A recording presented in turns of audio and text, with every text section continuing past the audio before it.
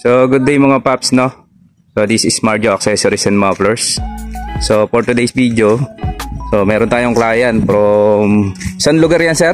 Manila. From Manila. Okay, yung client natin from Manila. Then yung in-order sa atin yung ating titanium na elbow. So ayan siya, imported yan guys, no? So binalot ko na, hindi ko na bubuksan, no? Pang Aerox B1. Alright guys. So ginamit natin na ano, drop shipping yung ating Lalamove, no? Lalamove rider, no? So ayan guys. So guys, sa mga gusto mag-avail ng ganitong klaseng product, dito lang po yan makukuha sa Marjo Accessories and Mufflers, located at Metrobel Subdivision, Block 6, Lot 17, City of Santa Rosa, Laguna. So pwede rin po yan sa Aerox B2, pwede rin to, then saka sa NMAX, no? So ayan, Aerox B1, Aerox B2, NMAX B2, no? Pero sa NMAX B1 hindi yan pwede. Alright guys. Okay sir, thank you po.